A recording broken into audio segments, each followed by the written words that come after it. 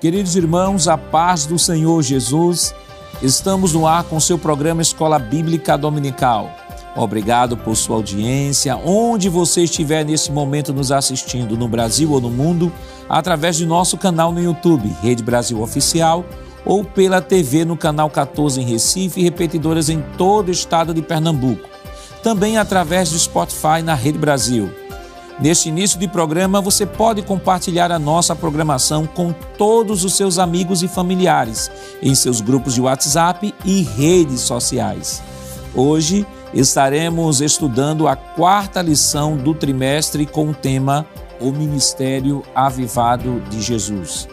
E para comentar esta lição, contamos com a presença do superintendente das campanhas evangelizadoras de todo o estado de Pernambuco, Pastor Jefferson, aleluia. Pai do Senhor, pastor, é um prazer tê-lo aqui conosco mais uma vez. Pai do Senhor, pastor Nath Jacques, Pai do Senhor, você irmão que está em casa participando desse momento especial. Para mim é uma alegria poder estar aqui dando a minha parcela de cooperação, já agradecendo também ao pastor presidente por nos ter confiado esta oportunidade de estar com os nossos irmãos para juntos aprendermos um pouco mais na palavra de Deus. Presbítero Jonatas Éder, pai do seu irmão Éder. Pai do Senhor, pastor Nath Jacques. E o presbítero André Santos, pai do seu irmão André. A paz do Senhor, pastor Nath Jackson. Nesta lição, veremos que Jesus se fez carne para nos salvar e nos aproximar novamente do Pai. Estudaremos o impacto de seu ministério sobre o povo. Elencaremos que o ministério do Senhor Jesus foi avivado e que a sua mensagem era proclamada sob a autoridade do Espírito Santo. Pastor Jefferson, o senhor pode ler, por favor, o texto áureo desta semana? Então, pela virtude do Espírito, voltou Jesus para a Galiléia e a sua fama correu por todas as terras em derredor. Lucas capítulo 4, versículo 14. Irmão Éder, qual a verdade prática desta semana? Muito bem, pastor. A verdade prática nos diz o seguinte: o alcance espiritual da vida de um crente avivado revela a extraordinária atuação do Espírito Santo. Presbítero André, quais os objetivos da lição desta semana? Pois não, pastor. Os objetivos dessa nossa lição são apresentar Jesus e a pessoa do Espírito Santo, explicar a importância da oração no ministério de Jesus Cristo e, por fim, conscientizar de que Jesus teve uma vida na unção do Espírito. A leitura bíblica em classe para a lição de hoje está em Lucas, capítulo 4, versículos 14 ao 22. Acompanhe conosco. Então, pela virtude do Espírito, voltou Jesus para a Galiléia, e a sua fama correu por todas as terras em derredor. E ensinava nas suas sinagogas e por todos era louvado. E, chegando a Nazaré, onde fora criado, entrou num dia de sábado, segundo o seu costume, na sinagoga, e levantou-se para ler. E foi-lhe dado o livro do profeta Isaías. E, quando abriu o livro, achou o lugar em que estava escrito: O Espírito do Senhor é sobre mim, pois que me ungiu para evangelizar os pobres, enviou-me a curar os quebrantados do coração, a apregoar liberdade aos cativos, a dar vista aos cegos, a pôr em liberdade os oprimidos, a anunciar o ano aceitável do Senhor. E cerrando o livro e tornando a dá-lo ao ministro, assentou-se, e os olhos de todos na sinagoga estavam fitos nele. Então começou a dizer-lhes: Hoje se cumpriu esta escritura em vossos ouvidos. E todos lhe davam testemunho, e se maravilhavam das palavras de graça que saíam da sua boca, e diziam: Não é este o filho de José? Queridos irmãos, estamos iniciando o seu programa Escola Bíblica Dominical, esta semana estudando a 4ª lição que tem como título O Ministério Avivado de Jesus. E semana passada nós estudamos o avivamento no Novo Testamento e ali pudemos estudar o avivamento nos Evangelhos, no livro de Atos dos Apóstolos, nas Epístolas Paulinas, Epístolas Gerais e no livro do Apocalipse.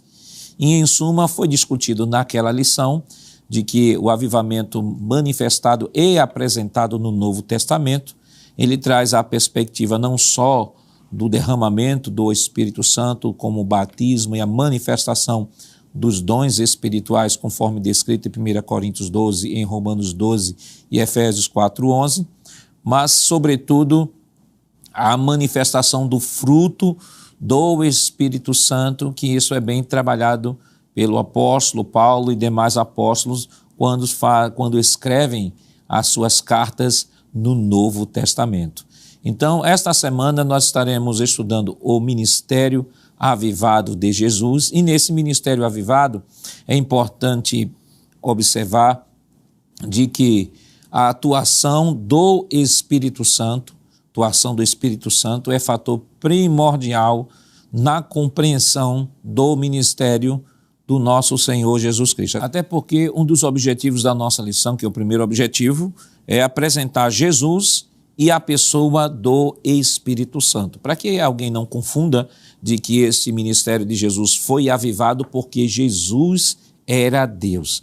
Então, para que não haja essa confusão, nós vamos trazer aqui alguns gráficos com algumas imagens para que de maneira bem pedagógica os irmãos possam compreender de fato o início desta lição, a atuação do Espírito Santo no ministério de Jesus, a fim de que não possa fazer esta confusão de que os milagres e o que Jesus realizava durante o seu ministério tenha sido a manifestação do exercício dos atributos de Jesus enquanto Deus. Então, nós vamos chamar a tela aqui.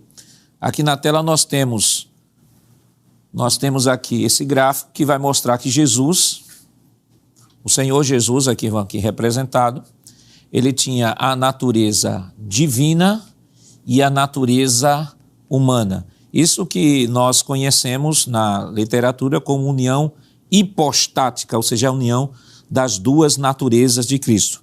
Vale destacar de que Jesus não era 50% homem e 50% Deus. Não, Jesus era 100% homem, 100% Deus.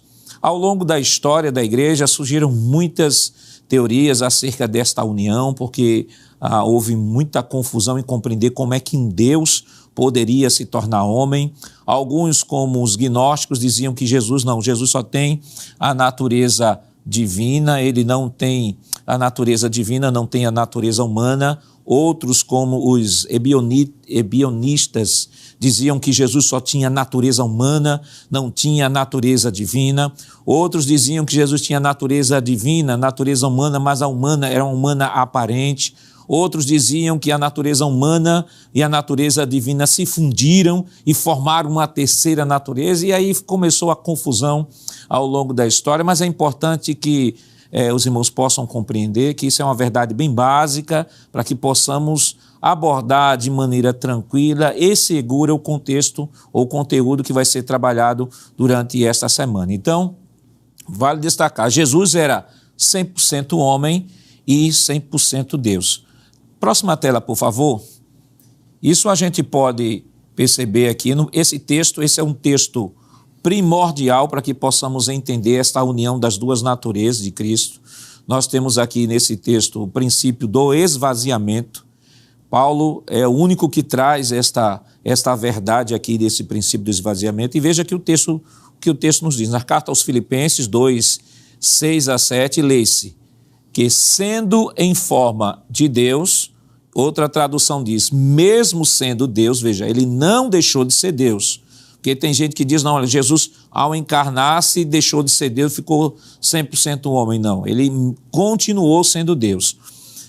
Que sendo em forma de Deus, aniquilou-se a si mesmo. Outra tradução diz, esvaziou-se. E esvaziou-se aqui é o sentido de que ele abriu mão do uso dos seus atributos divinos para se tornar 100% homem.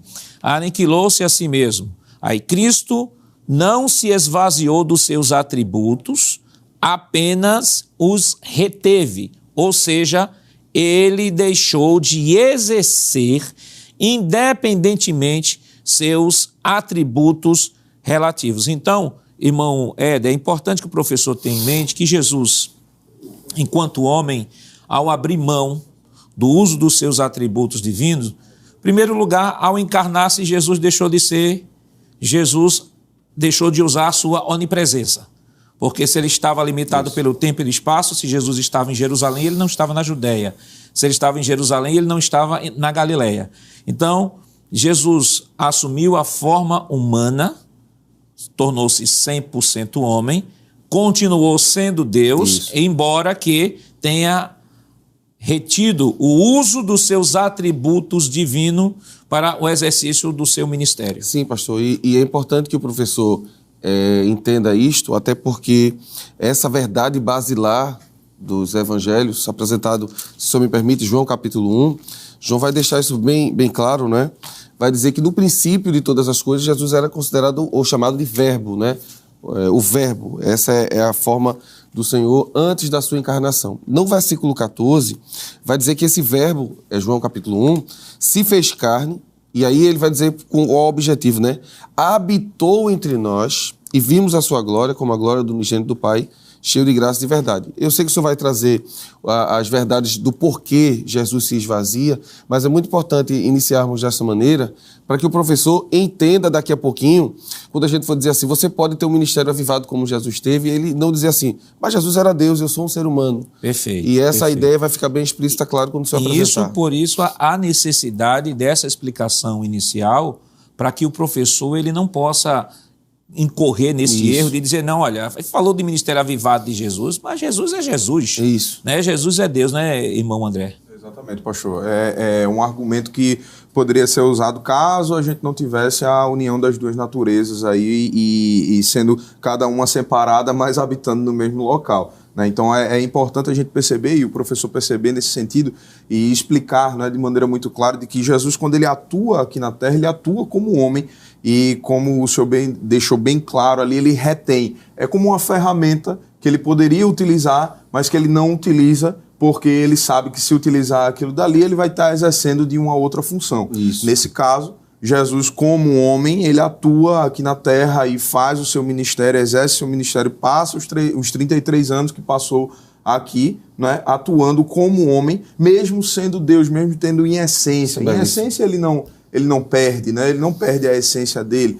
E isso fica claro em diversos textos que nós vamos ver aqui, mas que fique claro isso para o professor, que nós possamos explicar isso de maneira muito clara para todos que estão na sala de aula, de que Jesus era homem, atuou como homem e em essência era Deus e não perdeu isso daí. E é importante também, pastor, entender que só Deus pode se esvaziar de si, né?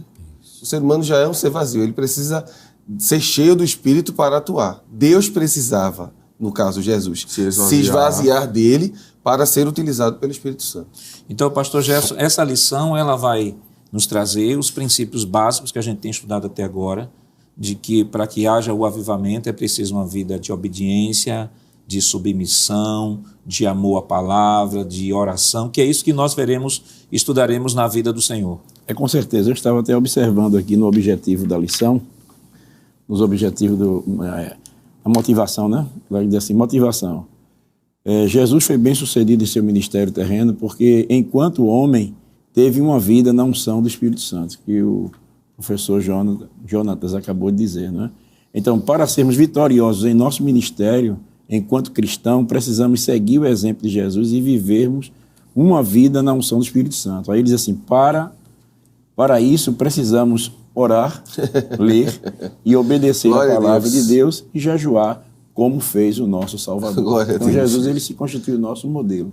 Pronto, então, queridos irmãos, vou pedir a próxima tela, rapidamente, para a gente encerrar aqui com essa introdução. Nós temos aqui a humanidade de Cristo, características. Por que era necessário que Jesus fosse plenamente humano? Por que era necessário que Jesus fosse plenamente humano? Vamos lá, primeiro, possibilitar uma obediência representativa, né, irmão? Já que Adão pecou, e aí o professor tem que entender isso, né? Adão pecou e o homem por si só não poderia voltar para Deus. E aí Deus vai constituir, na teologia paulina a gente chama de segundo Adão, e esse segundo Adão vai fazer por merecer e atribuir, como este Adão aqui que pecou, atribuir o pecado ao ser humano, este segundo Adão, que é o Senhor Jesus Cristo, vai atribuir todas as suas obediências, o seu ministério inteiro, a este homem pela graça. Então, como por um homem vai entrar o pecado no mundo, a vida também entrará através de um outro homem. E é isso que Paulo fala em Romanos 5, quando diz que a ofensa veio por um homem, então só um outro homem poderia reparar essa ofensa. Ser um sacrifício substitutivo, que é na verdade, o princípio maior do esvaziamento. Isso. O próprio Lucas ele vai dizer em 19:10 que o Filho do Homem veio buscar e salvar o que se havia perdido. Ser o único mediador entre Deus e os homens está dentro da mesma característica do sacrifício substitutivo, né? Sendo o sacrifício seria o único mediador. Cumprir o propósito original do homem de dominar a criação, né? Agora, Jesus, enquanto Adão era o cabeça da humanidade caída, Jesus é o cabeça da humanidade restaurada.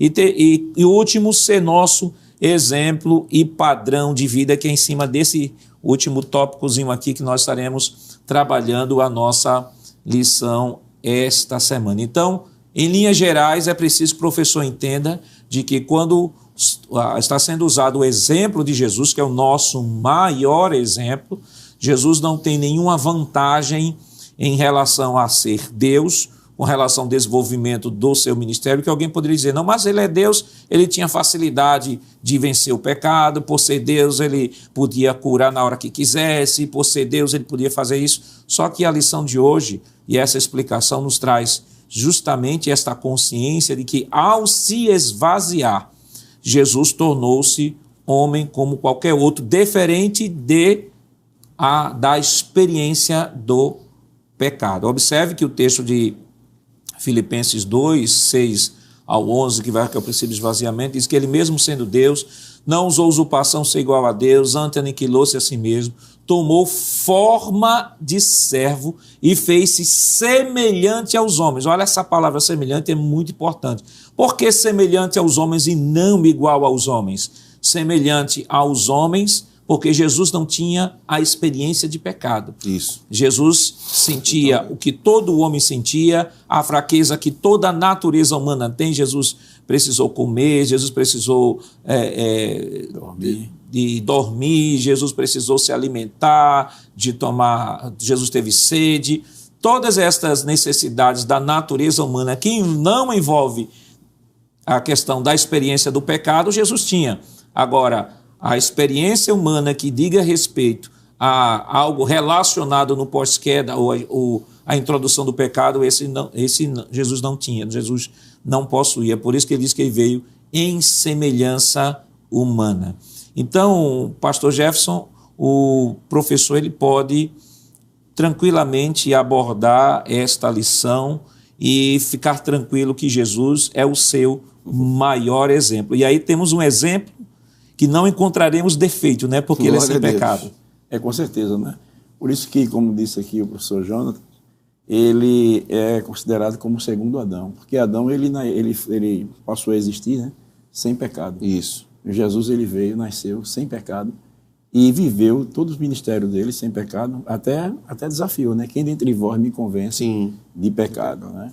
E eu achei interessante aqui, porque na hora da tentação, quando o diabo tentou, quando ele teve fome, ele foi tentado a comer. E o diabo, então, se tu és o Filho de Deus, transforma essas pedras em pães. Ele foi tentado a transformar, porque ele sentiu o desejo, né? Porque senão não era tentação. Isso, senão não era tentação. Perfeito. Mas ele tem só de pão verão, mas toda palavra sai da boca de Deus. Então ele mostrou que é possível vencer a tentação pela palavra de Deus.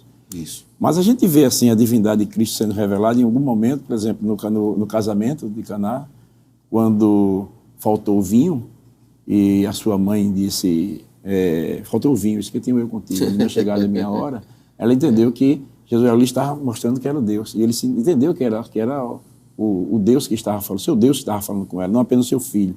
Fazer tudo quanto ele vos dissete. Então, coloque a água lá e leve ao mestre Sala. Quando o senhor bebeu, era vinho. Quem transforma água em vinho, transforma pedra em pão. Isso. Mas ele esvaziou-se. Ele sentiu a tentação, mas ele venceu. E eu creio que para Jesus, estávamos comentando até antes aqui, que foi mais difícil, porque ele, sendo Deus, ele poderia ter transformado, mas ele abriu mão, esvaziou-se, né? Esvaziou-se para ser homem, para mostrar que é possível vencer como homem. Então, se Jesus conseguiu fazer isso, que era mais difícil para ele, para nós também não é tão difícil. Por quê? Porque nós temos agora o Espírito Santo que habita em nós e está conosco. E é perfeito. E o que o pastor colocou aqui é interessante, professor, lembrar você, porque, por exemplo, Nós temos dois extremos, né? Aqueles que dizem, não, Jesus era Deus, então não tem como concorrer. Aí a gente está dizendo, não, Jesus era homem. Isso. Aí diz, não, Jesus é homem, então ele não tinha consciência de que era Deus. Isso não é verdade. Nós temos diversas passagens, até em João mesmo, quando Jesus diz, eu e o Pai somos um, que os judeus queriam apedrejá-lo.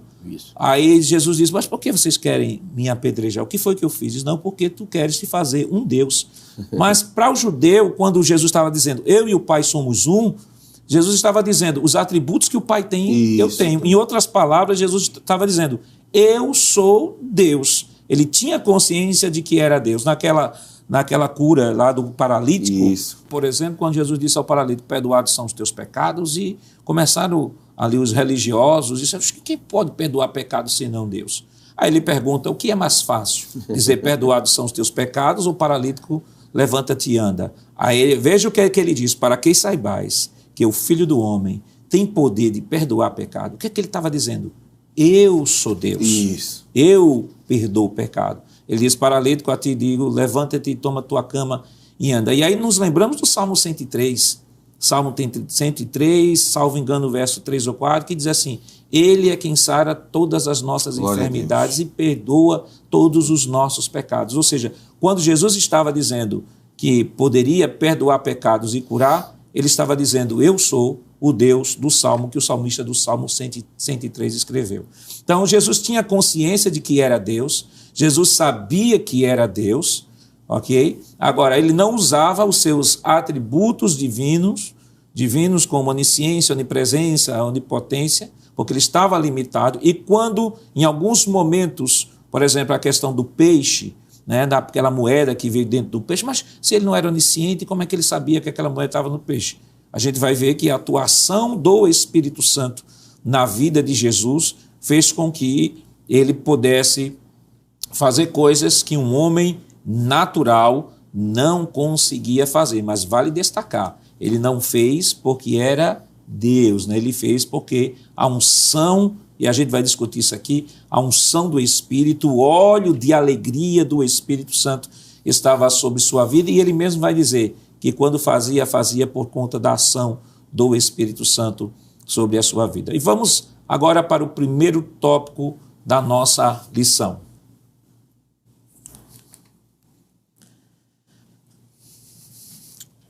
O Espírito Santo na vida de Jesus. Pastor Jefferson, o que a gente já pode comentar depois dessa introdução, falar sobre a ação do Espírito Santo na vida de Jesus? Nós vimos aí, não é que o senhor falou ao princípio, né, que o Senhor Jesus, ele se permitiu, para assim dizer, né, que o Espírito Santo o guiasse, que o Espírito Santo o conduzisse, que o Espírito Santo trouxesse a ele revelação, discernimento. Então, nós vemos aí que o Espírito Santo na vida do Senhor Jesus já começa logo desde o seu nascimento, como diz a lição, não é? A gente vê que o nascimento do Senhor Jesus, ele realmente é uma ação sobrenatural do Espírito Santo, pois está escrito aqui na lição, no primeiro tópico, não é? Na parte A, diz assim, no nascimento, o anjo Gabriel deu a seguinte notícia a Maria, descerá sobre ti o Espírito Santo, e a virtude do Altíssimo te cobrirá e cobrirá com a sua sombra, pelo que também o santo que de ti há de nascer será chamado Filho de Deus. Então a gente vê já a atuação do Espírito Santo logo no nascimento de Cristo, né? A virtude do Espírito Santo veio sobre Maria. Nós vemos também aí na nossa lição que o Espírito Santo atuou também no batismo, né? Porque quando Jesus foi batizado para iniciar o seu ministério, ele foi batizado em águas por João. Então diz a palavra de Deus aqui que João viu, né, quando o Espírito de Deus veio em forma corpórea, como de uma pomba que pousou sobre ele. E essa revelação, essa manifestação do Espírito Santo trouxe para João a revelação, porque ele disse assim, aquele que me mandou batizar, disse, aquele que vi descer sobre ele o Espírito, esse é... Era como um sinal, né, pastor Jefferson? Era Exato, um sinal para João, né? Para a confirmação de que ele realmente era o Cristo, né, o Messias. Então nós vemos que o Espírito Santo, ele confirma que Jesus Cristo é o Messias, quando desce sobre ele. E nós vimos aí também que o próprio Senhor Jesus, ele diz, né, lá no início do seu ministério, que ele abre o livro do profeta Isaías e diz, o Espírito do Senhor está sobre mim, porque ele me ungiu para evangelizar, para exercer o ministério. Então, nós vimos aí logo de início que o Espírito Santo na vida do Senhor Jesus e o Espírito Santo no ministério de Jesus, eu dei já uma rápida introdução aí para ganhar tempo. Muito bom. E, presbítero Éder, o pastor fez uma boa apresentação aqui, né, do ministério, da atuação do Espírito Santo já desde o ventre, né, na formação de Jesus, né, e algumas pessoas, né, e tivemos aí um período em que se espalhou a ideia de que o corpo que Jesus tinha não era um corpo humano, era um corpo divino, inclusive até o sangue de Jesus não era um sangue humano, era um sangue divino. Isso que, no mínimo, beira a heresia, porque o que nós podemos perceber de que ele tinha que ser humano. Jesus foi gerado pelo Espírito Santo, só que foi um Adão gerado no ventre de Maria, né? O primeiro Adão, ele foi gerado pela terra. Deus fez lá da terra, tirou da terra e fez o Adão. A diferença é que Maria foi o instrumento através do qual Jesus Cristo ele foi gerado, mas ele tinha a mesma natureza a partir até daquilo que nós já comentamos e do que Paulo expõe lá em Romanos 5, falando sobre o primeiro Adão e o último Adão, mostrando perfeitamente que a natureza que Jesus tinha enquanto homem era a mesma natureza que Adão possuía antes do pecado. Adão teve o problema, a tentação de Adão foi a árvore da ciência do bem e do mal, comparado com a tentação que Jesus teve ao longo da sua vida, porque Jesus vem em uma sociedade que já está corrompida, o pecado já está proliferado, e a Bíblia diz, Hebreus 4,15, que Jesus em tudo ele foi tentado. Adão só foi tentado na árvore da ciência do bem e do mal, mas ele foi tentado em tudo, mas sem pecado. Isso, e para iniciar essa minha fala, eu queria voltar à promessa divina que foi feita a Eva no jardim ainda, né, no período da queda, para comprovar a ideia de que era necessário vir de um ventre de uma mulher, não é? 3:15 de Gênesis, abra sua Bíblia. Porém, inimizade entre ti e a mulher, entre a sua semente, olha aí, e a sua semente, esta te ferirá a cabeça e tu lhe ferirás o calcanhar. O profeta Isaías vai falar no início do seu livro, capítulo 7, que Deus mandaria o filho através de uma mulher, uma virgem conceberia. E aí vem a grande questão, não é? Nós temos um texto bíblico dizendo que viria através de uma mulher, viria através de uma virgem. Só que aí quando Maria recebe essa promessa, ela se assusta e diz ao anjo, eu não posso conceber, porque eu não conheço varão. E aqui está o limiar humano. A concepção de um ser humano é necessário 2 seres humanos distintos para que traga a vida a uma nova criatura.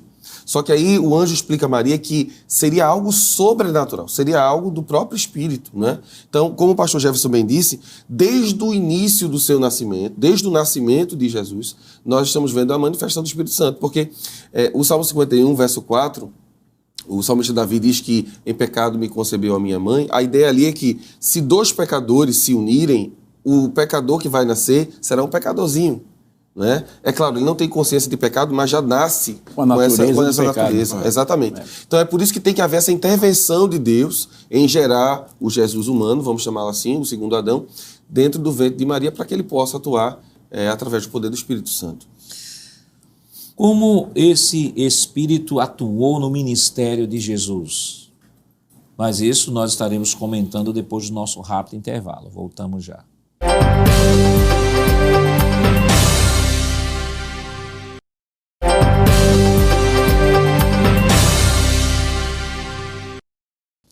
Queridos irmãos, estamos de volta em seu programa Escola Bíblica Dominical, esta semana estudando a 4ª lição, que tem como título O Ministério Avivado de Jesus. No bloco anterior, nós trouxemos uma visão panorâmica e introdutória à lição. Comentamos um pouco sobre o nascimento virginal de Jesus, a atuação do Espírito Santo atuando no nascimento de Jesus. Falamos um pouco sobre o batismo de Jesus, é a descida lá do Espírito Santo como um sinal que aponta que Deus havia dito a João, que seria um sinal para que ele pudesse identificar o Messias, seria aquele sobre o qual você vê descer a pomba. Esse, de fato, é aquele que batiza no Espírito Santo, né? Conforme diz o Evangelho de João, João capítulo 1, versículo 33, diz o seguinte: eu não conhecia, aquele porém que me enviou a batizar com água me disse, aquele sobre quem você vir descer e pousar o Espírito, esse é o que batiza com Espírito Santo. Então, só aqui esclarecendo, a pomba descendo sobre Jesus no ato do batismo, não é Jesus sendo batizado com o Espírito Santo, como algumas pessoas pensam, não. De fato, ali é não só a manifestação da Trindade, o Pai falando, este é meu Filho amado, o Espírito Santo ali representado com a zoofania, sendo representado em forma de um animal, de uma pomba, descendo, e Jesus sendo batizado. Nós temos não só a revelação da Trindade, mas temos a confirmação do Messias, que o Senhor Jesus era o Messias e aquele que haveria de batizar no Espírito Santo. E agora vamos para o Espírito Santo no ministério de Jesus. Presbítero André, o autor diz o seguinte: com cerca de 30 anos Jesus iniciou seu ministério terreno, depois de voltar do Monte da Tentação no deserto da Judeia pela Galileia. Então nós temos Jesus oficialmente, seu ministério começa aproximadamente aos 30 anos, como o texto nos deixa claro. Então nós temos agora o início da obra para a qual o Senhor Jesus foi designado desde a eternidade. E esta obra não poderia ser diferente sem a atuação do Espírito Santo. Perfeitamente, pastor. É interessante notar que, assim como o Espírito Santo ele inaugura a igreja, né, ali em Atos, ele também inaugura o ministério de Cristo, né, que vai culminar na igreja, né? É interessante esse trabalho do Senhor, Deus estruturando tudo desde o início, nada perdendo, nada saindo ao seu controle. E aí, de fato, Cristo ele inicia o seu ministério respaldado, porque o Espírito Santo ele vai atuar no ministério de Cristo, respaldando esse ministério.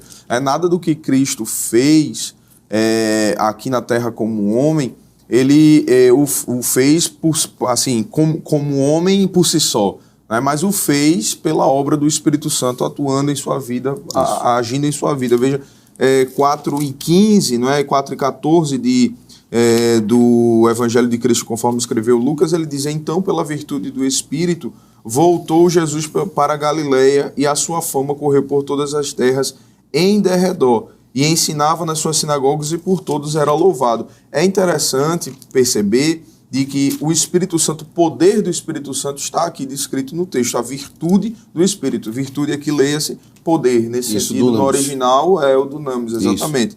E, inclusive, no versículo número 1 do mesmo capítulo número 4 de Lucas, ele diz: e Jesus, cheio do Espírito Santo, voltou do Jordão e foi levado pelo Espírito ao deserto.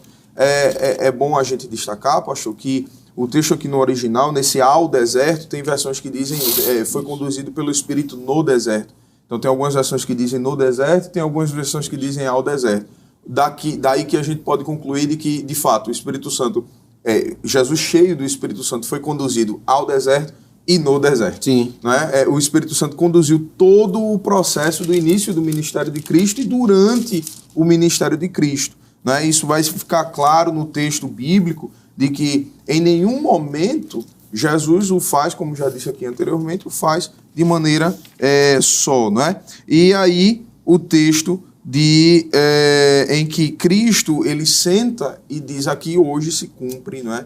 O texto que diz que o Espírito do Senhor me ungiu para pregar, e ele de fato vai fazer isso em seu ministério. Ele vai curar, ele vai trazer vista aos cegos, ele vai tirar da prisão, como é o caso, por exemplo, em Marcos, capítulo número 5, né?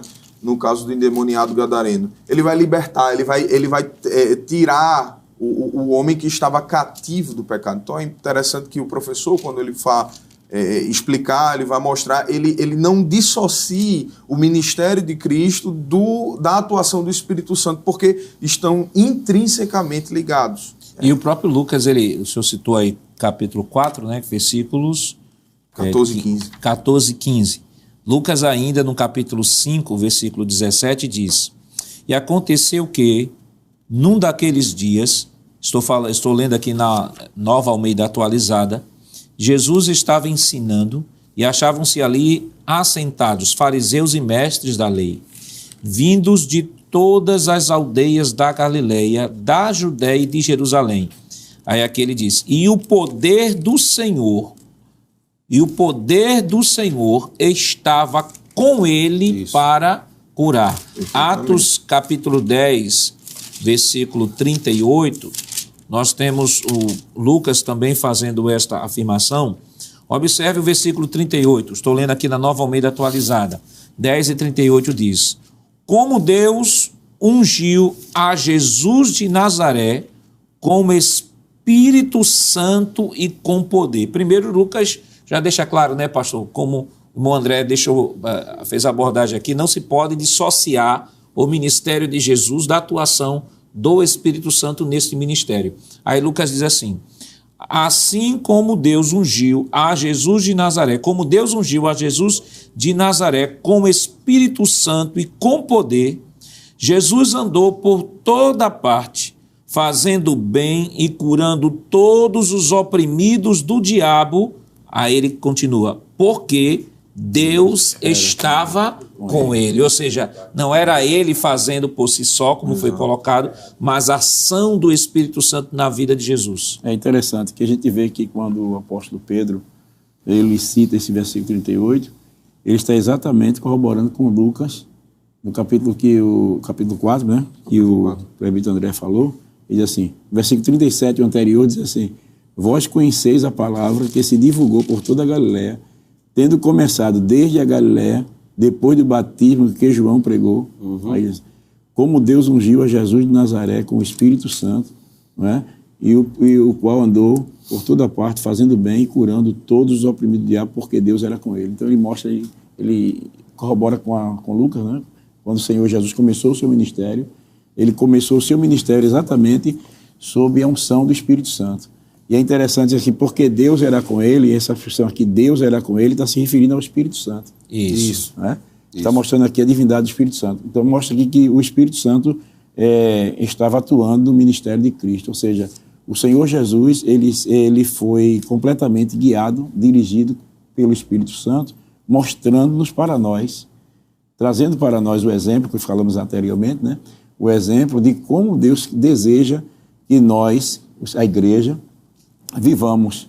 Porque o resultado do tema da nossa lição diz assim: o ministério avivado do Senhor Jesus era porque o Espírito Santo estava sobre ele. Então era a unção do Espírito Santo que avivava o ministério de Cristo. Conduziu. Né? Conduziu. Então essa é a realidade. Então o Espírito Santo, ele trouxe toda a revelação que foi dito aqui anterior, né? A revelação, os milagres que Jesus operou, a libertação do povo que Jesus libertou, os cativos, deu vista aos cegos, curou o quebrantado do coração. Tudo isso é a ação do Espírito Santo sobre a vida do Senhor Jesus, sobre o ministério do Senhor Jesus.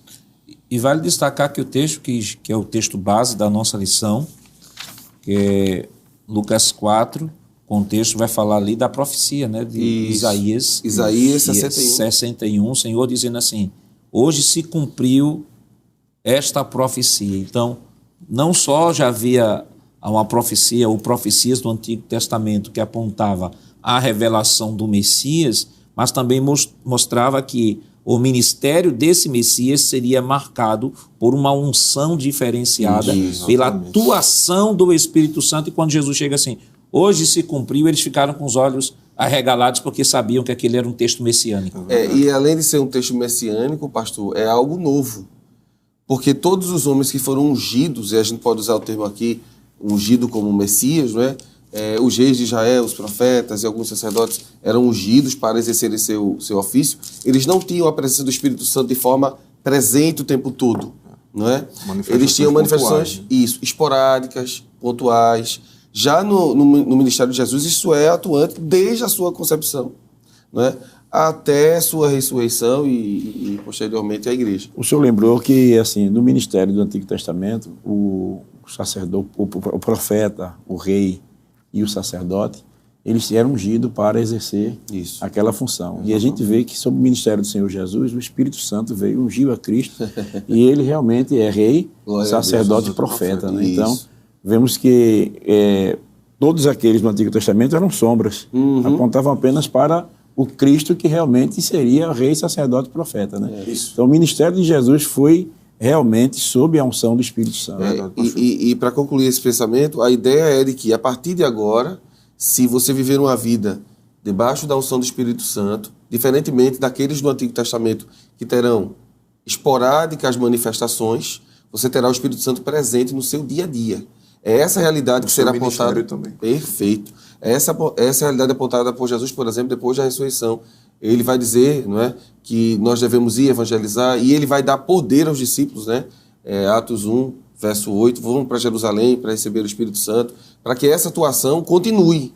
Não é? Ela termina, vamos dizer assim, no ministério de Jesus, mas continua, e isso a gente vai ver nas próximas lições, através dos apóstolos. Então, até Jesus, ninguém tinha sido ungido para esse exercício do dia a dia. Em Jesus se completa, não é, toda essa realidade. E é muito bonito que o pastor Jefferson diz, não é? Em Jesus se completa também o tríplice ministério que Deus usava para interferir em Israel, né? Interferir no sentido de Deus queria exercê-lo através desses homens, né? O monarca, que era o rei, o sacerdote e o profeta. Então, Jesus abarca tudo isso através do poder do Espírito Santo. Isso fica tão presente, pastor, isso fica tão...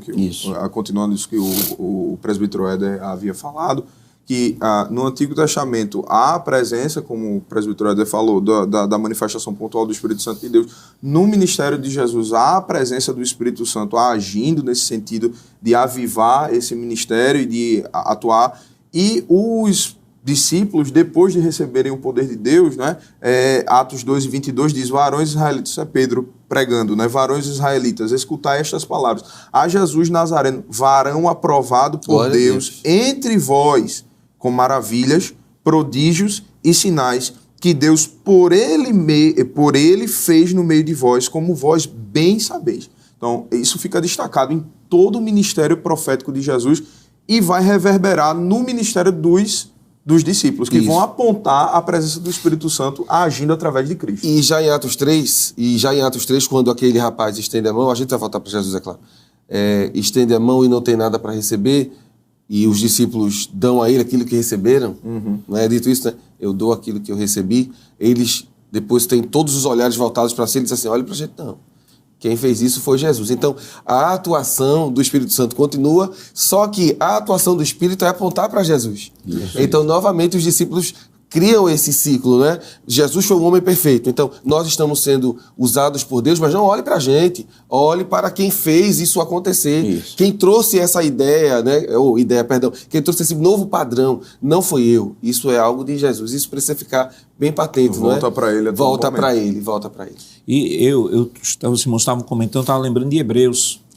Hebreus capítulo 1, ele vai falar da humanidade de Jesus, mas ao mesmo tempo ele remete à divindade de Jesus.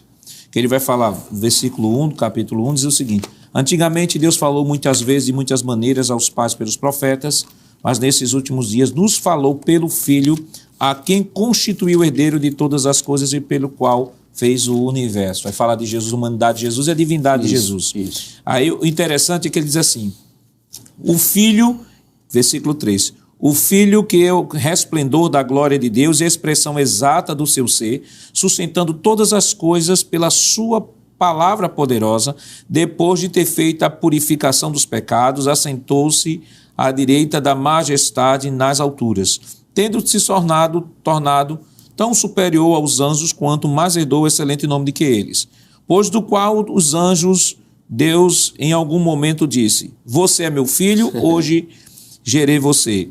E outra vez, eu lhe serei pai e ele me será filho. E novamente introduziu o primogênito no mundo e diz, e todos os anjos o adorem. Ou seja, mesmo Jesus, na condição humana, mas ele não deixou de ser Deus. A nenhum homem, Isso. nenhum homem teve a ousadia ou teve a primazia de que um anjo puder, por mais santo que fosse. Isso. Aí nós vemos Daniel, né? Daniel treme diante do anjo e disse, ó, se levante. João também no Apocalipse, não, se levante, eu sou homem. Mas observe que Jesus na sua humanidade, mesmo sendo homem, diz, os anjos o adorem. Isso. Porque ele é humano, e aí ele vai fazer a argumentação de que, tendo feito um pouco menor que os seus anjos, por conta da sua humanidade, mas ele continua sendo Deus. E o que eu quero destacar aqui é um texto, versículo 9, capítulo, que diz assim, amaste a justiça e odiaste a iniquidade. Por isso, Deus, e aqui fala da obediência, né, pastor? Amaste a justiça e odiaste a iniquidade. Por isso, Deus, o teu Deus, te ungiu com óleo de alegria como a nenhum dos teus companheiros. Isso. Então, isso mostra uma unção diferenciada no ministério de Jesus. Com certeza, né, pastor? Porque o Senhor Jesus aqui, ele, como o senhor disse, ele é o Filho de Deus, ele é o Filho de Deus, claro, mas ele, como homem, ele foi ungido, e esta unção é diferente de todos os demais, porque os outros anteriores foram ungidos com óleo, e ele foi ungido com o Espírito Santo. Glória a Deus. Né? Glória ele a Deus. foi ungido com o Espírito Santo. E é interessante que esse óleo, esse Espírito Santo, ele é considerado como o óleo da alegria, né? O óleo da alegria, né? Então o Espírito Santo, ele ungiu a Jesus, diferente dos demais homens, e o Senhor, então, o deu um nome que é sobre todos os nomes, né? O Senhor Jesus, como homem, ele exerceu realmente o ministério diferente dos demais. Então vamos para a próxima tela. A próxima tela, vamos falar sobre... Já falamos sobre o ministério de Jesus. Jesus e a oração em seu ministério. E aí começa com o valor da oração. Pastor, tem um programa Intercessão, né? Intercessão que fala de oração. É um programa que de uma relevância indescritível, porque não se pode falar de avivamento sem falar de oração. Com certeza. Se alguém disser que está avivado, mas não ora, tem alguma coisa errada. Eu acho que o que está errado é o conceito, de avivamento. Então, estamos falando aí, a lição vai estar trabalhando sobre o valor da oração. E ela vai falar dentro do contexto do ministério e da vida de Jesus.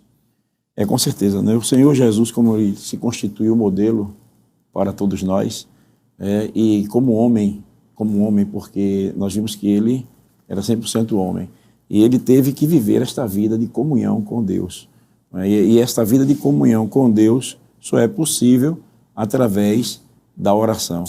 Da oração, claro, da leitura da palavra de Deus, porque quando você está lendo a palavra de Deus, você já está em posição de oração, né? Porque orar é uma via de mão dupla, né? Isso. Quando lemos a Bíblia, Deus fala conosco. Isso. Quando oramos, nós falamos com Deus. Então, o Senhor Jesus, ele viveu essa vida de oração para mostrar também a cada um de nós que é impossível viver uma vida avivada sem uma vida de oração, sem uma vida de comunhão com Deus. Porque, através da oração, nós vamos entender o plano de Deus para a nossa vida. Porque a oração, na verdade, começa com Deus, né? É Deus que inicia a conversa, é Deus quem toma a iniciativa do diálogo, né? E o Senhor Jesus, então, ele mostra para nós que quando ele se dedica a esta vida de oração, ele estava vivendo na dependência do Pai. Muitas vezes ele diz assim, o que eu faço porque o Pai me enviou. É o Pai que está em mim que opera. Então Jesus estava sempre mostrando esta intimidade dele com o Pai, e ele desejou isso no Evangelho de João, no capítulo 17, quando ele ora, que é conhecido como a oração sacerdotal. Ele estava intercedendo, ele disse, Senhor, ele diz ao Pai que não rogo somente por estes, mas também por aqueles, né, que pela tua palavra hão de crer em mim, para que eles sejam um, como eu e tu, ó Pai, somos um. E esta unidade, ela é perfeita também através da oração, né? Porque através da oração nós recebemos as orientações de Deus para vivermos uma vida avivada. Como o senhor disse, é impossível ter uma vida avivada sem uma vida de oração. Irmão Éder, eu lembro uma vez, na minha época de juventude, né, um irmão chegou assim e disse assim, Jesus orava, mas ele não precisava orar. Ele orou só para que a gente visse ele orando lá registrado, mas ele não precisava orar, não precisava nada disso, porque ele era Deus. E aí aquilo que a gente falou no início do programa, né? Eu lembrei de um hino da harpa, né, que diz assim, Jesus teve completa vitória porque sempre viveu em oração. Então, Jesus orava porque ele, de fato, precisava orar. Sim, é manter a comunhão com o seu Pai. Ele vai dizer isso várias vezes, né? Vai ter em João 11, quando vai ressuscitar Lázaro, Jesus, depois de ter chorado, e ele chorou de verdade porque estava triste, porque seu amigo tinha partido, ele diz assim, Pai, eu te agradeço porque o Senhor sempre me ouve. Veja que a oração era algo constante, não é? Jesus ora até para, eu vou citar os textos, né? Jesus vai orar até para que os seus discípulos sejam escolhidos, na ocasião, não é, do seu ministério, capítulo 6, versos 12 a 16 de Mateus. Antes de chamar seus discípulos, Jesus ensina até a orar. Não é? Deixa eu ler esse texto que eu acho que é interessante, pastor, me permita. Abra sua Bíblia, Mateus capítulo 6, foi até um texto que a gente estudou há um tempo atrás, quando estudamos o Sermão do Monte, não é? Versículo 9 em diante. Portanto, vós orareis assim. Pai nosso que estás nos céus, santificado seja o teu nome, venha o teu reino, seja feita a tua vontade, tanto na terra como no céu. Pão nosso de cada dia nos dai hoje. Perdoa-nos as nossas dívidas, assim como nós perdoamos aos nossos devedores. Não nos induzas à tentação, mas livra-nos do mal, porque teu é o reino, o poder e a glória para sempre. Amém. Essa oração ela é completa, porque inicia assim, e inicia de uma forma diferente, não é? Jesus muda o relacionamento de servo e senhor para pai e filho. Então, a conversa que Deus tem com Jesus é a conversa que Jesus quer que a gente tenha com Deus, não é? Chamá-lo de pai, trazendo para a nossa realidade, não é? Veja, Pai nosso que estás no céu, Pai nosso que estás no céu. Não é? É interessante que Jesus vai falar aqui sobre a ideia de desejo do reino de Deus estabelecido na terra, nesta oração. Seja feita a tua vontade, e nós vivemos num período, pastor Jackson, que infelizmente as pessoas não querem, muitas vezes, que a vontade de Deus seja feita, ou acreditam que a vontade de Deus é algo negativo, né? Me permita contar esse pequeno trecho de experiência. Eu ainda sou um obreiro jovem, mas eu fui fazer uma visita, e a irmã estava enferma, e eu disse, nós vamos orar para que Deus faça a sua vontade na vida da serva do Senhor. Aí um dos personagens, né, não vou me ater a todos, disse assim, não, irmão Jonatas, ore para Jesus curar. Aí eu virei para ela e disse, quem foi que disse que a vontade de Deus é estar matando? Né? Às vezes Jesus quer guardar, mas nem sempre a vontade de Deus é ferir, é guardar, é matar. Então, se criou a ideia de fazer a vontade de Deus é como se fosse tirar do nosso controle. Mas isso é bom, porque a vontade de Deus é boa, perfeita e agradável. Jesus disse que na nossa oração a gente deve ansiar por isso, né? Por pedir, olha, seja feita a sua vontade. A gente vai ver isso mais na frente do ministério, né? O desejo de que seu reino esteja em vigor, que a vontade de Deus seja feita, que os nossos cuidados como o pão possa ser dito a Deus. Veja como é um diálogo sobre a nossa realidade, não é isso, pastor Jefferson? É algo tão íntimo, o pão, que muitas vezes a gente não conversa nem com parentes a necessidade, mas a gente pode ir a Deus e dizer, Senhor, mantenha o pão, o nosso pão de cada dia, não é? Perdoa as nossas dívidas. E essa parte aqui é interessante, porque como Deus é onisciente, a gente só pode pedir perdão a Deus se a gente tiver coragem de perdoar. E essa oração plena que Jesus está ensinando, era um modelo de oração que ele ensinou aos seus discípulos, mas um modelo de vida que ele vivia. Não é? O modelo de oração, o nosso modelo de oração, fala muito do nosso modelo de vida. E vivemos num período aí onde as pessoas decretam, determinam. Você não vê Jesus fazendo isso. Jesus sempre fala, pastor, devolvendo a palavra ao Senhor, seja feita a tua vontade. Perfeito. Pastor, se me permite aqui, porque quando o senhor falou que alguém disse, Jesus não precisava orar, Jesus era Deus, e com essa palavra do presbítero, Jonatas, muita gente confunde a oração apenas como petição. Isso. Não é? Só se dirige a Deus para pedir. Mas o que é orar? Por que é que você ora? Por que é que você ora? Então, eu oro por quê? Porque eu amo. É verdade. Oração, eu amo a quem? Eu amo a Deus, eu amo a mim mesmo e eu amo o próximo. Glória a Deus. Né? Então, quando eu oro porque eu amo a Deus. Então, se eu amo a Deus, eu quero estar com Ele. Eu quero estar perto dEle. Eu quero desfrutar da sua companhia, da sua presença, do seu ensinamento. Quantas vezes a gente, quando está orando, Deus abre a mente da gente na revelação da palavra, né? Isso. Uma certa ocasião eu estava para pregar, aí eu tinha pregado em um determinado lugar e eu estava lendo algumas coisas para tentar preparar um assunto e fechou a mente. Aí eu disse, rapaz, eu vou orar. Aí fui orar. Com 5 minutos, abriu a mente assim, chegou a ideia. Aí eu comentei com o meu filho. Eu digo, mas Jonathan, rapaz, eu passei uns 3 dias lendo alguma coisa para tentar preparar um assunto. Aí com 5 minutos que eu dobrei o joelho, chegou. Aí meu filho disse assim, ô papai, só quer mudar o método? Então, orar é você se relacionar com Deus. Você ama a Deus. Então, se você ama, você quer estar perto. Você ama a si mesmo. Porque para você ter uma vida avivada, você vai ter que orar. É o pão nosso cada dia, quer dizer, o cuidado diário. Então, você ora porque você ama a si mesmo. Você precisa do cuidado, da proteção divina, do cuidado, do sustento. E também pelo próximo. Porque a maior demonstração de amor que a gente pode demonstrar a alguém é orando por essa pessoa. Uma vez eu vi um escritor citando uma frase atribuída a Lutero que diz assim, orar mais para estudar melhor. Isso. E a oração é o antídoto para a mente. Eu sempre tomo essa expressão de Lutero com meus filhos. Já Lutero sempre dizia, estudou bem quem orou bem. Viu? Qual deve ser a postura de um cristão com relação à oração no desenvolvimento de sua vocação? A oração deve fazer parte do centro do desenvolvimento de sua vocação e do seu serviço? Mas isso nós estaremos comentando depois do nosso rápido intervalo. Voltamos já.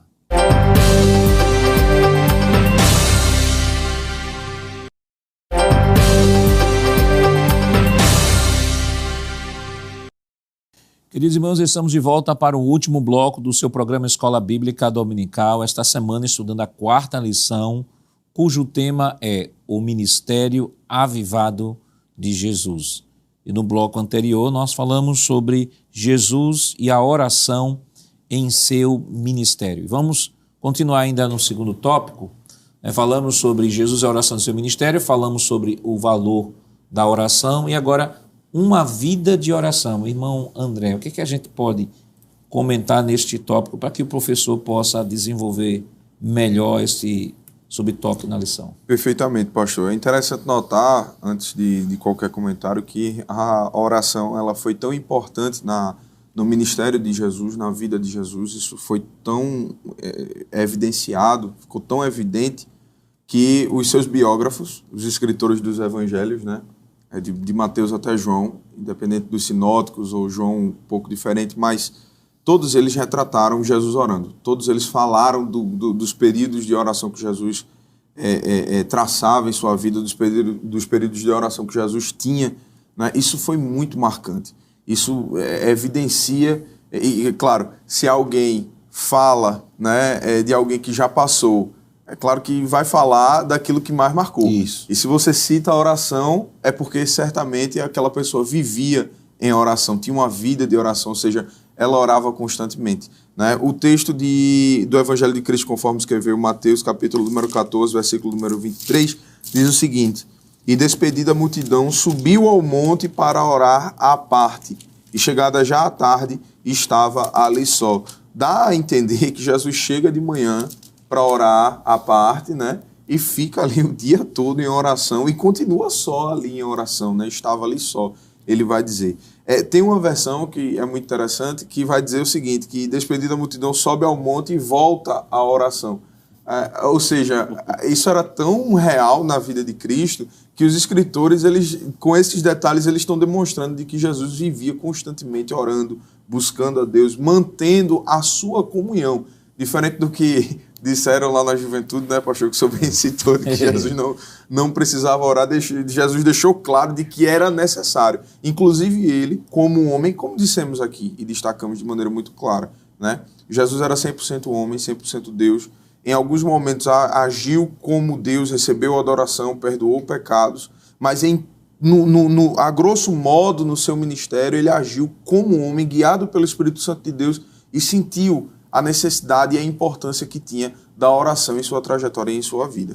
A oração é tão importante, pastor, que na teologia paulina, Paulo, 2 palavrinhas, ele define isso. Ele diz, orai sem cessar. Eu já vi uma frase, não lembro o autor, que dizia assim, que a oração é o oxigênio da alma. Eu achei muito forte isso, né? Ou seja, ninguém consegue viver sem oxigênio. Então seria isso, pastor? É porque a gente vê aqui que o ministério avivado de Jesus, ele está mostrando que o ministério do Senhor Jesus foi avivado do começo ao fim. Então o segredo não é começar avivado, é a manutenção do avivamento. Isso, então, quando fala-se sobre uma vida de oração, está se dizendo que para se ter uma vida avivada, tem que viver uma vida de oração.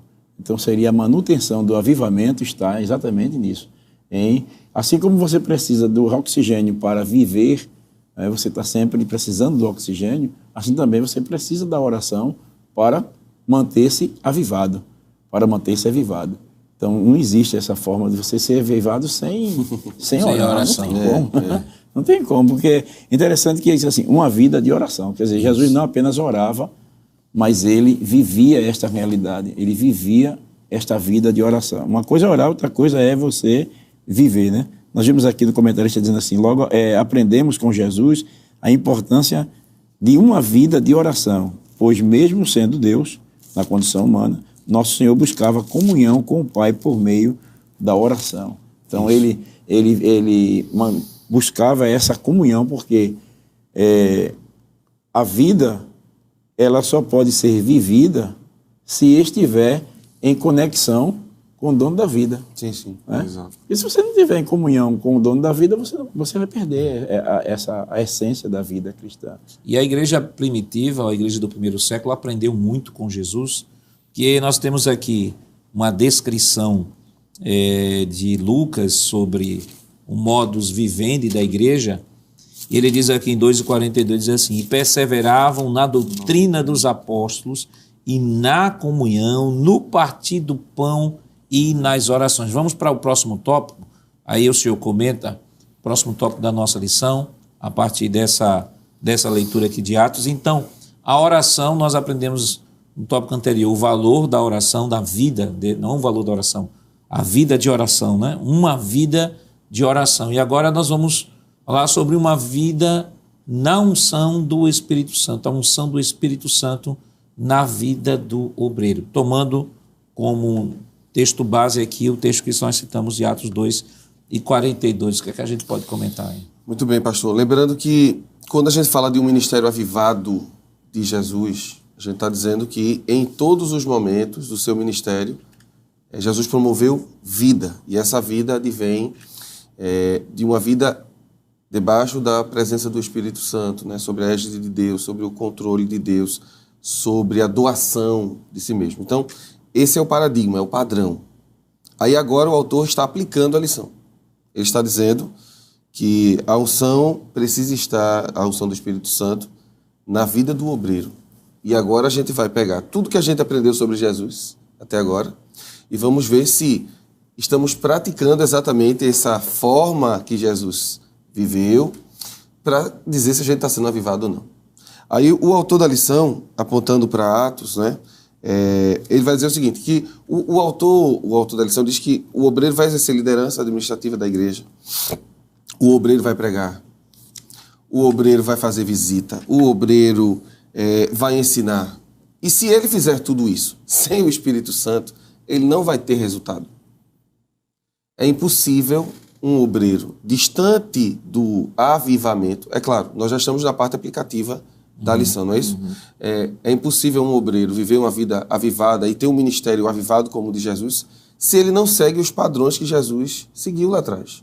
Não é? Uma vida de obediência. Sem mim nada podereis fazer, né? Perfeito, pastor Jefferson, né? Isso, Senhor Jesus. Sim. A obediência é o âmago de uma vida de um obreiro avivado. Então, um obreiro que não vive uma vida de oração como a igreja em Atos está vivendo. Observe, eu posso reler o texto, se eu permite? Muito bem. Atos 2 e verso 46. E perseverando, unânimes, todos os dias no templo. Eu estou lendo o versículo 46, não é que é a continuidade. partindo o pão em casa, comiam juntos com alegria, singeleza de coração, louvando a Deus, caindo na graça de todo o povo, e todos os dias acrescentava o Senhor à igreja aqueles que se haviam de salvar. A continuidade do texto que o pastor Nadir Jackson diz, que o pastor citou, diz que eles perseveraram nisto. Ou seja, na prática do que Jesus fez. Oração, jejum, louvor. Foi impresso neles, né? A vivência. Né? Isso. Teve um programa que o irmão Joanildo disse aqui, que Deus nos tornou, né, pequenos cristos. Não é? Isso é interessante, não é? Embora isso seja pejorativo, no princípio lá, tornou-se uma realidade. O cristão é nada mais do que um pequeno Cristo. Aquele que as pessoas devem ver Jesus. E as pessoas veem Jesus como? De forma física? Não, através da atuação.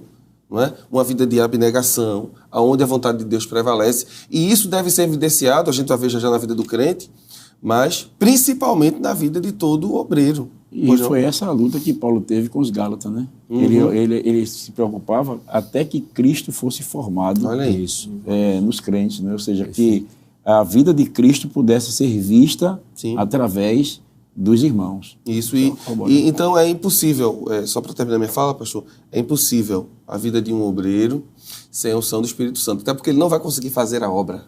Perfeito. Não é? Teve um dos personagens que encontrou o apóstolo Paulo e ele queria que Paulo vendesse a ele o dom. Não é? Paulo disse, não é assim não. Não é assim que se recebe o dom. O dom recebe-se em lágrimas, em busca, em abnegação e principalmente debaixo de uma vida de obediência a Deus, preste bem atenção nisso, a Deus e a quem Ele colocou para liderar. Não existe obreiro avivado desobediente. Me permita a palavra. Não existe. Um obreiro avivado, ele é temente a Deus e a sua liderança. Ele é obediente na escola dominical, ele é obediente ao seu presbítero. Na campanha. Ele é obediente na campanha evangelizadora. A gente precisa tocar nesses pontos, porque às vezes as pessoas dizem assim, não, eu sou avivado, mas é desobediente. E são lições práticas, né? É a aplicação da lição.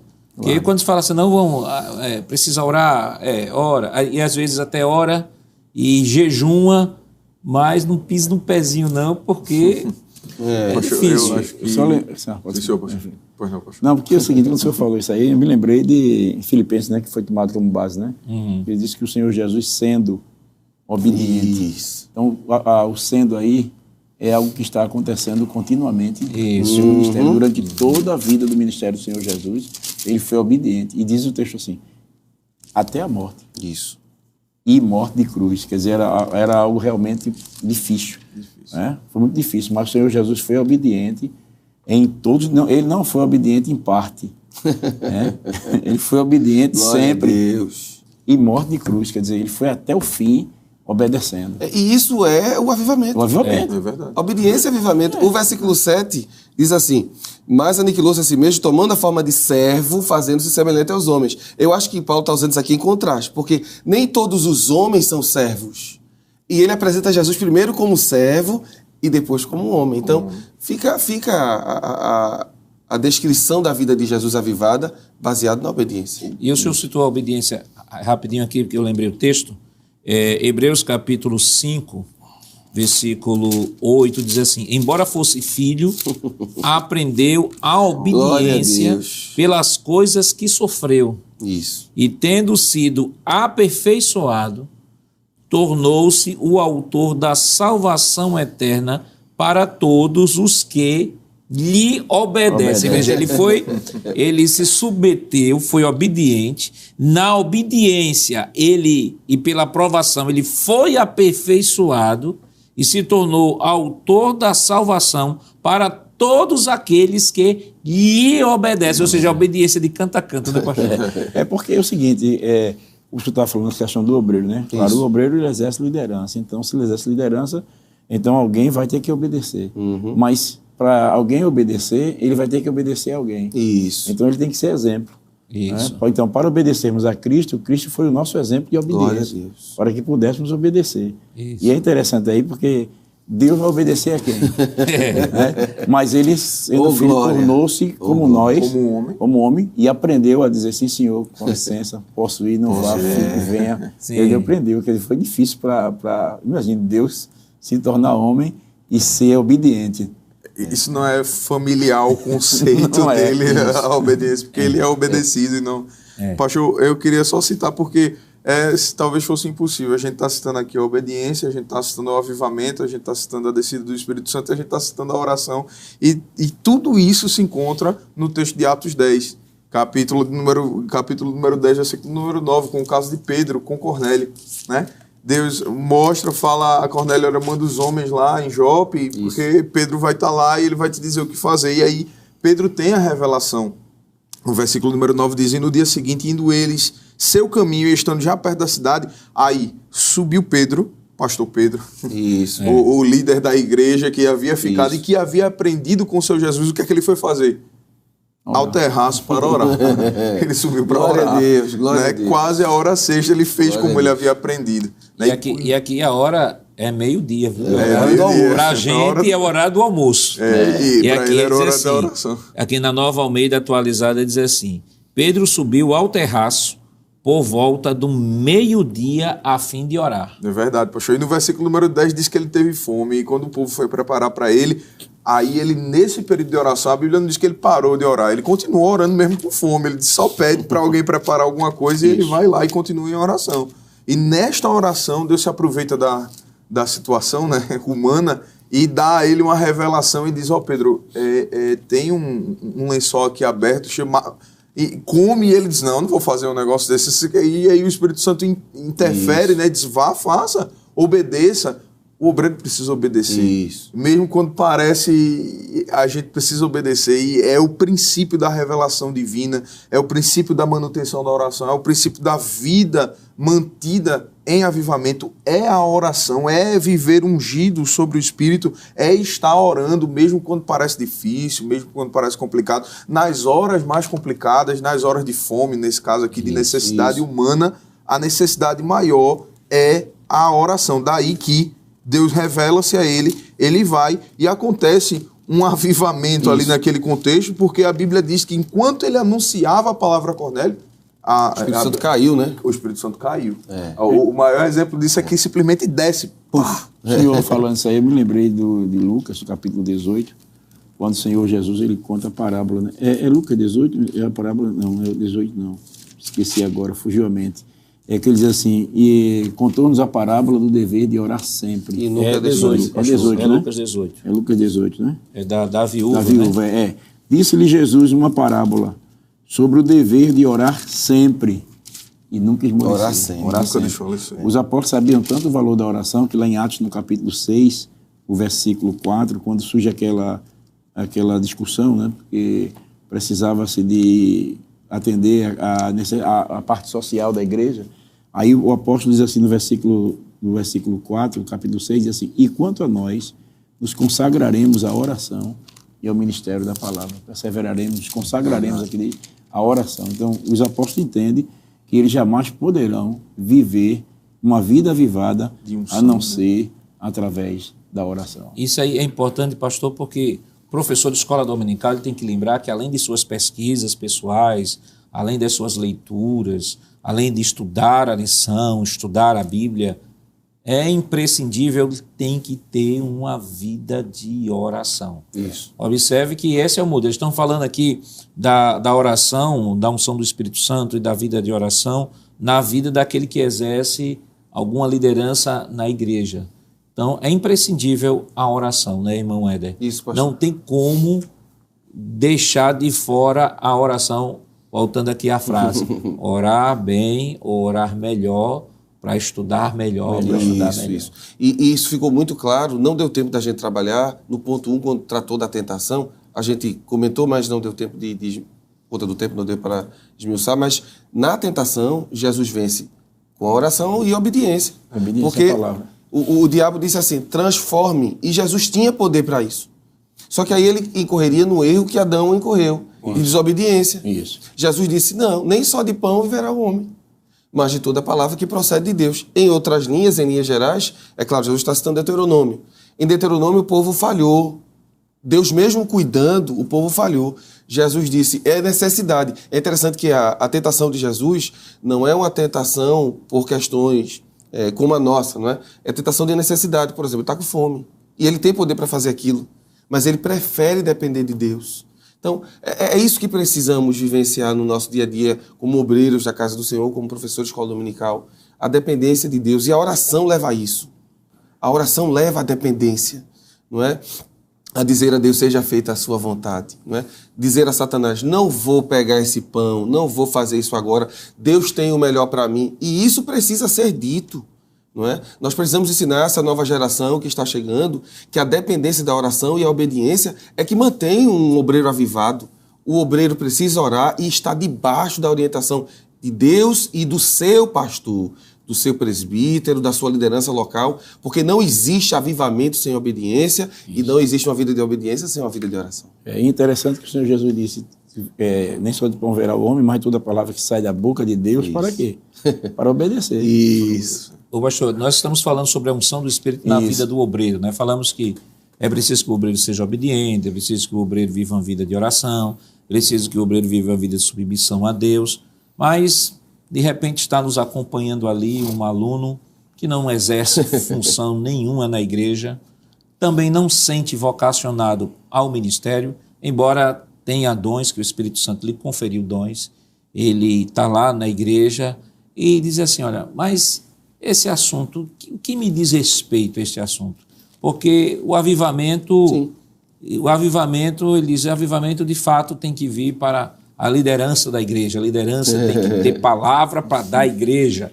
Mas eu, me colocando aqui nessa condição, eu sou um aluno da escola dominical, não exerço função de liderança nenhuma, o que é que me diz respeito este assunto de avivamento? Eu também preciso... Não preciso orar. Não preciso orar, não preciso ser avivado, pastor? Claro que sim, né? Porque, na verdade, aí, quando está falando do obreiro, está falando do obreiro que ocupa uma posição de liderança para ensinar a igreja a fazer a obra de Deus. Porque você não só realiza a obra de Deus se você for obreiro. É verdade. Né? É verdade. O obreiro é alguém que dá uma direção, que vai lhe guiar, que vai lhe orientar. Então, me parece que lá quando Paulo fala, porque a carta aos Efésios, que diz que deu dons aos homens e a uns deu... E aí deu à igreja pastores, profetas, evangelistas, Efésios 4:11. Querendo o aperfeiçoamento dos santos para a obra do ministério, ou seja, para que os crentes também estejam envolvidos no trabalho. Então, o crente, ele precisa ser avivado, porque, de um modo geral, né? A igreja, o crente, ele precisa ser avivado porque ele precisa fazer a obra de Deus. Ele tem que fazer a obra de Deus e também tem que ter comunhão com Deus para poder vencer a tentação e ir para o céu. Isso. É porque ele precisa, o crente ele precisa dessa vida de obediência, essa vida de unção, porque essa vida de unção do Espírito Santo não é só sobre a vida do obreiro, é sobre a vida do crente, porque viver sob a unção do Espírito Santo é viver sob a dependência do Espírito Santo. Paulo disse lá em Romanos, no capítulo 8, que a lei do Espírito de vida que está em Cristo Jesus me livrou da lei do pecado e da morte. Então, o crente, para vencer a tentação, ele vai precisar da unção do Espírito Santo sobre a vida dele. Ô pastor, além de entender também o seguinte, partindo da pressuposição, não exerce função de liderança nenhuma, mas ele é um cristão que é luz na faculdade, que é luz na escola, que é luz na família dele. Às vezes temos irmãos jovens na nossa igreja, adolescentes, até crianças, cujos pais não são evangélicos, só ele lá é a luz lá dentro da sua família. Então, é preciso sim que haja um avivamento, porque a grande comissão não foi dada apenas à liderança, né, pastor? Não. A grande comissão foi dada à igreja, dos quais nós, membros, fazemos parte deste corpo. O ide por todo mundo é para todo mundo. É para todo mundo. E lembrando que para ser obreiro precisa ser crente. Isso. Então, é um crente avivado que se torna um obreiro. Mas está interligado. Parte do princípio do crente avivado. Sim, parte do pressuposto de que ele já é um obreiro. Porque geralmente, e aí a gente não vai ter tempo de comentar, mas geralmente Deus só chama quem já está trabalhando. É verdade. Não é? Você exerce a função, muitas vezes, trabalhando na obra do Senhor, e aí a igreja confere, claro, através do pastor, um dom, mas a ideia é o cristão vivendo em obediência e sob o controle do Espírito Santo, ele vai servir com alegria, ele vai ser um bom porteiro, vai ser um bom pregador da palavra, um professor de escola dominical abençoado. O importante é entender que o exemplo de Jesus está sendo dado para nós hoje, como cristãos e obreiros. Sirva a Deus em obediência e uma vida de oração. Acho que essa é a grande lição da aula de hoje. Só reforçando aqui as palavras do pastor Adjacson, que a lição diz assim: exercemos influência poderosa em nossa família, olha aí, na faculdade, no local de trabalho ou em quaisquer esfera da sociedade. Assim, seremos testemunhas poderosas do Senhor Jesus sob a unção do Espírito Santo. Então, todo crente precisa da unção do Espírito Santo para influenciar o local onde ele vive, a vida onde ele vive. Porque, por exemplo, existem pessoas que serão alcançadas não apenas por obreiros, mas também por pessoas simples, como membros congregados.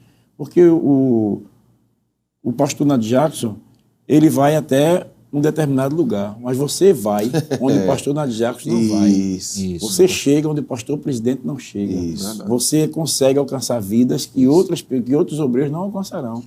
Por isso que é importante que você seja cheio do Espírito Santo e viva sob a unção do Espírito Santo, porque o Espírito Santo vai usar você. Por exemplo, aquela menina lá de Naamã, né? Que estava lá em Israel. Quer dizer, ela foi um instrumento... Eliseu não foi. Ela foi um instrumento para levar o general até a presença do homem de Deus. E ele foi curado. E foi curado. Não somente foi curado da sua... Converteu-se. Mas também converteu-se. Mas foi uma menina. Eu fico lembrando, pastor, quantos jovens, quantos estudantes acabam ganhando outros estudantes para Jesus. Glória a Deus. Quantos profissionais, por exemplo, principalmente da área de saúde, né? Pessoas, os enfermeiros, médicos, os plantonistas, e ali, a pessoa às vezes está ali num leito de dor já próximo de partir e recebe uma palavra. Os nossos irmãos que às vezes voluntariamente estão aí pelas ruas, né? Estão aí pelas ruas distribuindo panfleto, ônibus, falando metrô, de Jesus no ônibus, no metrô. Os irmãos que exercem essa missão muitas vezes não têm função de liderança nenhuma na igreja, mas têm a consciência de que é um membro do corpo e como membro do corpo precisa executar a grande comissão, ganhar vidas para o reino de Deus. Não importa, seja ele um vendedor, seja ele um comerciante, seja ele um policial, não importa, independentemente da profissão que ele exerce, ele se sente chamado por Deus para usar a sua profissão para a glória de Deus. E dentro desse conceito, todos precisam de avivamento. Que Deus continue lhe abençoando em nome de Jesus. Queridos irmãos, depois de uma lição tão maravilhosa, né, que vamos orar, buscar a presença do Senhor, vamos neste momento pedir a Deus a sua bênção sobre cada um de nós. Pastor, o senhor pode nos dar a honra de fazer esta oração? Amém. Então, conforme o pastor Jackson, oremos. Querido Pai Celestial, e agradecemos pela oportunidade que o Senhor nos concede de poder estarmos comentando sobre este assunto tão importante, porque na medida que nós comentamos sobre esta lição, nós também nos sentimos cobrados para viver isso que nós acabamos de falar. E também a cada um professor que vão estar ensinando nas suas classes, que eles possam verdadeiramente também viver esta realidade de uma vida sob uma unção do Espírito Santo, que leva-nos a vivermos uma vida avivada. Creio que esta lição não surgiu por acaso. Estamos no início de mais um ano, e neste ano que promete tantos desafios para nós, nós precisamos que o Senhor nos ajude a vivermos uma vida avivada. Nos ajuda a viver sob a dependência do Teu Espírito Santo. Nos ajuda, Senhor, a vivermos a vida de oração que tanto foi comentado aqui nesta manhã, nesta tarde, neste dia. Ó Deus, nos ajude a vivermos a vida que o Senhor preparou para nós. Aquilo que está no Teu coração ao nosso respeito. Nos ajude, Senhor, para que possamos alcançar os Teus objetivos pelos quais nos criaste e nos chamaste para Te servir. Abençoe a cada professor, abençoe a cada aluno, e que esta escola dominical, Senhor, que estaremos comentando no domingo, esta aula, seja de grande bênção para a nossa edificação espiritual. Assim nós Te agradecemos, no nome de Jesus. Amém. Chegamos ao final de mais um programa, onde estudamos a 4ª lição do trimestre com o título O Ministério Avivado de Jesus. Na próxima semana veremos a 5ª lição com o tema O Avivamento na Vida da Igreja. Lembrando que o programa Escola Bíblica Dominical vai ao ar na TV toda sexta-feira às 21h30 e no sábado às 16 horas. Também está disponível no formato podcast no Spotify e em nosso canal no YouTube, Rede Brasil Oficial. Acesse o canal, se inscreva, ative o sininho e compartilhe a nossa programação. Obrigado por sua audiência e até o próximo programa. Pastor, nos dê a honra de impetrar a bênção. A graça de nosso Senhor e Salvador Jesus Cristo, o amor de Deus, nosso Pai, a comunhão e consolações do Espírito Santo sejam realidade na sua vida e na vida da sua família, desde agora e para sempre. Amém.